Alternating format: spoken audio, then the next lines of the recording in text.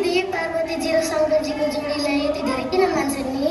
किनकि उहाँहरूको त्याग र अपार मायाले गर्दा। तर त्यो कसरी? यसको नि एउटा कथा छ नि। हो दिदी, उसो भए मलाई यो कथा सुनाइदिनु न। अहिले त म हतारमा छु, पछि सुनाउँछु है। नै के दिदी प्लिज। ल त्यसो भए ध्यान दिएर सुन है। हस् दिदी। जसको छैन कुनै अन्त्य न त छ कुनै सुरुवात, तिनै नै शिव हुन् महाकाल।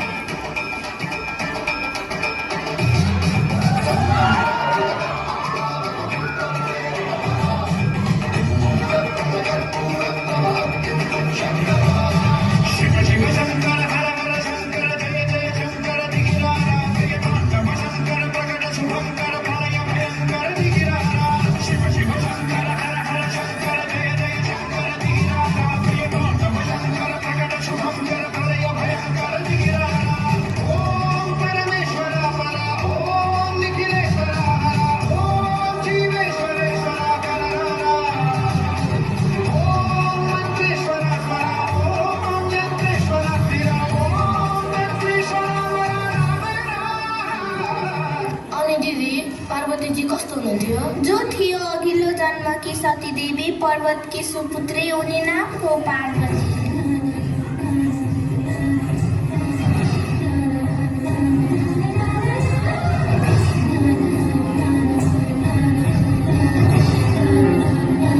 अनि तिमीलाई थाहा छ, शिवलाई नै पति पाउन कठिन तपस्या गरेकी, महलको सुख सुविधा त्यागी बसिन् मनैमा, शिव बाहेक कोही थिएन मनैमा।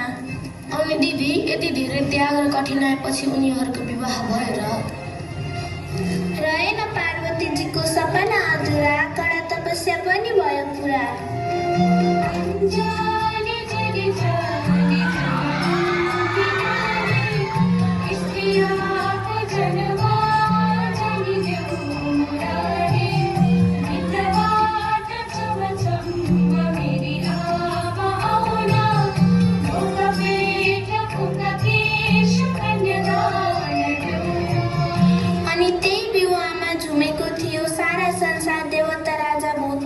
राति सबै मिलेर गाए भयो ठुलो नाच।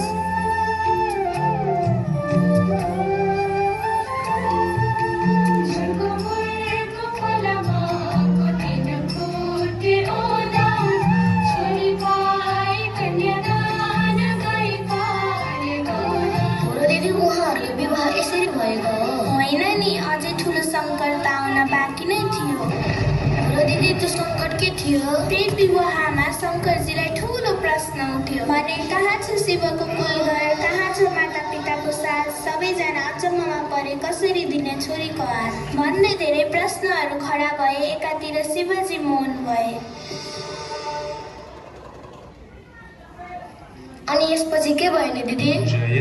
त्यही विवाहमा नारदजी पनि हुनुहुन्थ्यो र त्यही बसेको नारदजीले यस्तो ज्ञान चेतना जगाए, हरेक प्रश्नको उत्तर सबैलाई त्यही बुझाए। शिरमा गङ्गा, गलामा नाग, अघोरी हुन् बेरागे, शिवजीको राज। शिवको न त छ कुनै गोत्र, न त परिवारको साथ, उहाँ आफै प्रकट भएको, उहाँ नै हो सारा संसार। अनि दिदी यसपछि सबैले नारदजीले भनेको कुरा सुनेर सबैजनाले बुझे अनि विवाह सम्पन्न भयो।